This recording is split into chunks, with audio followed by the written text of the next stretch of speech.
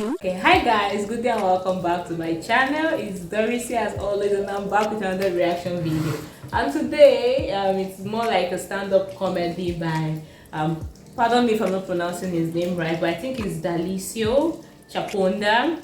British people aren't racist. I don't know what it's all about. It's a first time reaction. Hope we get to watch, laugh, and enjoy the moment together. So without further ado, let's dive right into the reaction of the day. Let's go. And the UK is an interesting place. I mean, it's very interesting for me because I grew up in Africa, but I grew up going to British school. Okay. British post-colonial school. Okay. I was fascinated. Like Ghana, did you get educated It's in true, Ghana? though. British schools, right? Oh, what kind of schools? Oh, government schools. Government schools. Okay, okay. So I don't know what your curriculum was, but our curriculum was very strange because we were in Africa, but we were learning English, Yeah. French, Yeah. and Latin. I can relate to all of that. I can relate to that. any African languages. Yeah. Till Latin's a date, dead although language. it's a bit There's better. no one walking around talking Latin. My school thought there was more chance of going to run into the ghost of Julius Caesar than another African. Yeah. Crazy. And in history, what did we learn? Oh, we learned about Henry VIII and William the Conqueror. We did not learn any African history, even though we were in Africa. Yeah. And then I moved to the UK and I heard all these people saying, why do all these immigrants come here? And I was like, well, you spent decades teaching me.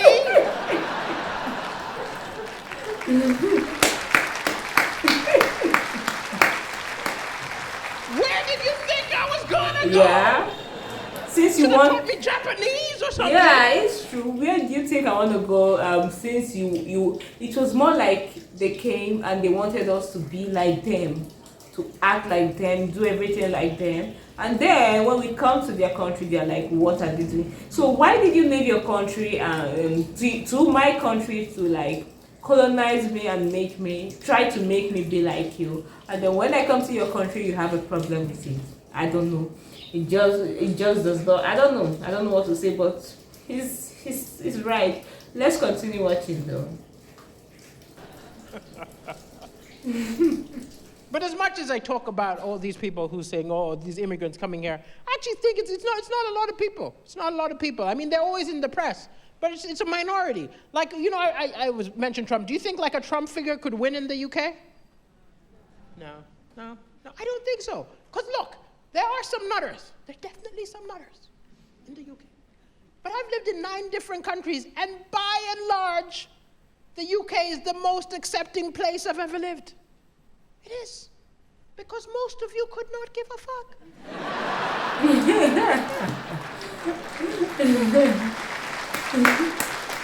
Yeah, to an extent, yeah. You are not bothered by race at all. You don't have time. In fact, I would go so far as to say, compared to some other hate countries, each other I would more say, than yeah. foreigners. I live in Manchester, and I've been told, oh, you're black, it's fine. At least you're not from Liverpool. Ooh, really? Oh, wow. And the other thing which is lovely is, I mean, if you ever need proof that the UK has come a long way, look at the fact that the British National Party fell apart. They're no longer a party. And the reason they fell apart is brilliant. They fell apart because they forgot to file the paperwork to renew their status as a party. They were defeated by admin. Well, this is really funny. Although I think I've heard a whole lot that the British people, they don't care. Like, they don't have the time for anything or anyone. They have better things to do, better things to think of. Yeah, at least most of them. Only the jobless ones, of which they are in all countries though, only the jobless ones would have time to be racist and all of that. So let's continue. And you know what must drive them crazy? I bet they all know if they had a few immigrants working in the office. Yeah, maybe because the immigrants, they work really hard, sincerely, right? The good thing also in the UK is you can talk about it. You can do jokes about the government. I can do Theresa May jokes, no problem.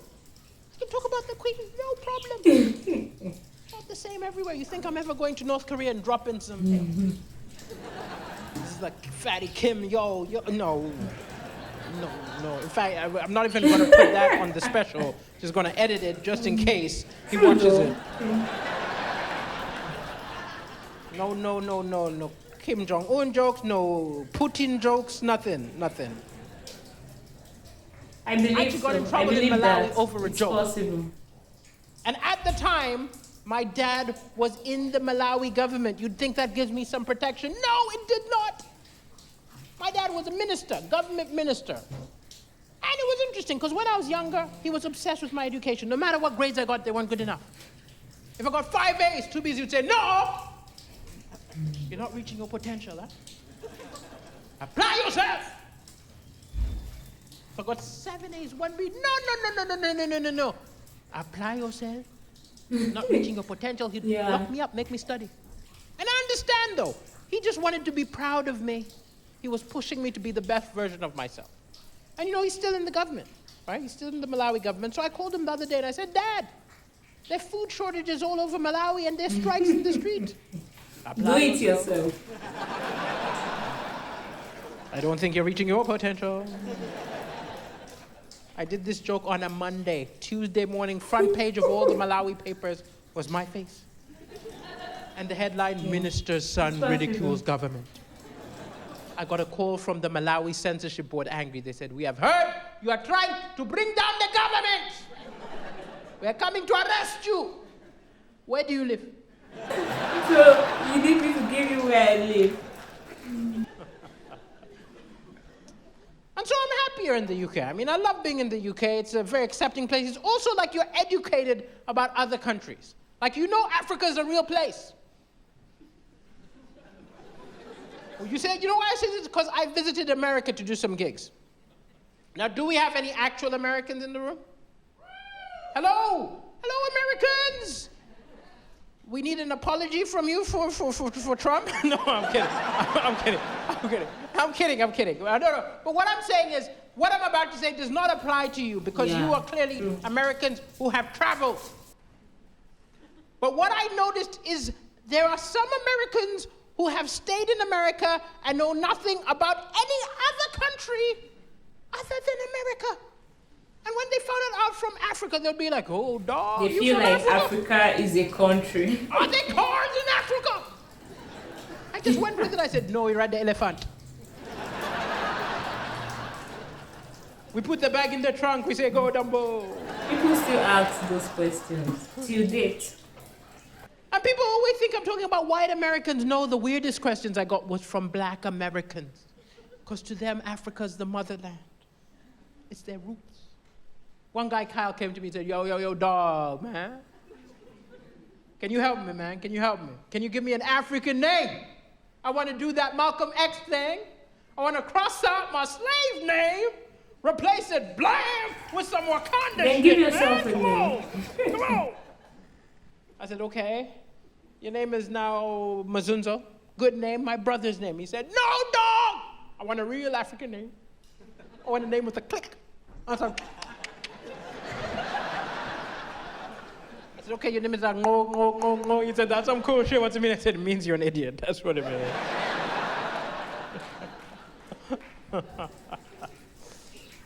I'm not saying that they're not cultural differences. Of course they're cultural differences. Of course there are lots of things which are different about us. We've got, I don't know, like I was talking about the churches. Religion is very different in Africa. Right? It's very different, very serious. But I still make fun of it. A lot of people say you shouldn't make fun of stuff. I still write jokes about it because I can see the funny.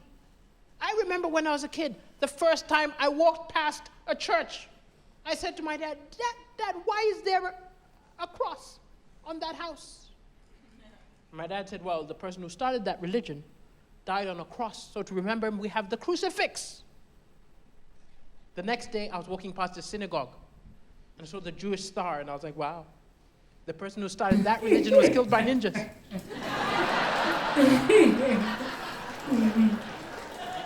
Okay. And you know how we make holy water? Priest gets regular water, blesses Holy. it, it becomes holy. If I was a priest, I would bless everything. I'll go to McDonald's. order a burger. Holy. Holy cow. Oh my goodness. I'll get some tacos. Tacos. Holy guacamole.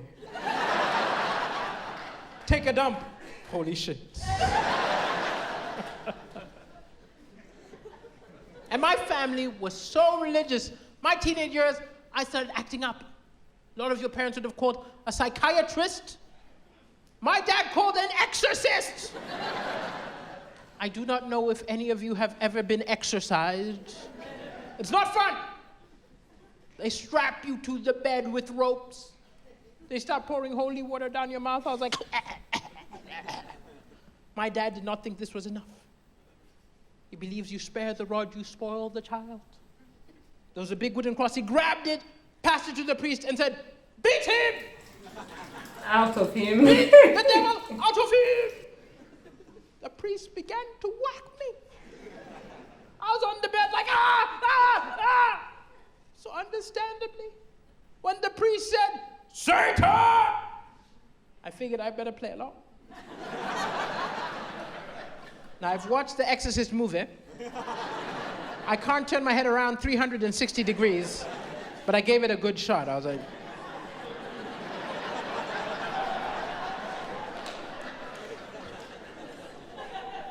And he said, Lucifer! I put on my best Satan voice. I was like, yeah.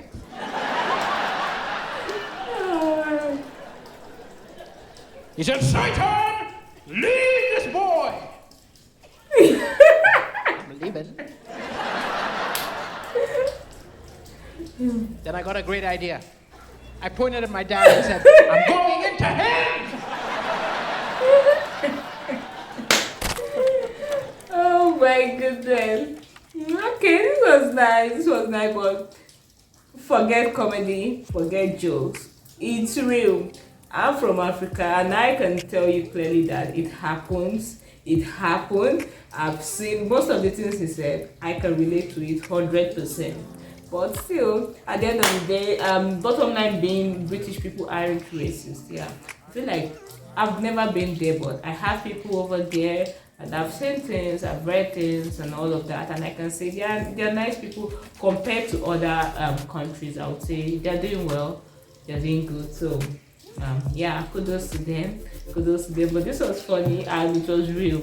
It's possible you laughed about it, but it's real life stuff. So if you have other videos similar to this or videos of his you would love for me to check out, please do well to drop it in the comment section. I'll be reading through. Let's just get to interact.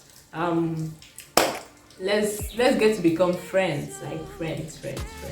So thank you all so much for watching and reacting with me. If you enjoyed watching and reacting, please do to like, share, comment, subscribe if you're yet to subscribe. If you want to connect with me on Instagram, my Instagram handle is Doris Darling. So please do all to support me, connect with me. I would love to interact with you. I would love to make friends from my subscribers. Thank you all so much for watching, and I'll see you all in my next one. But for now, guys, this is bye.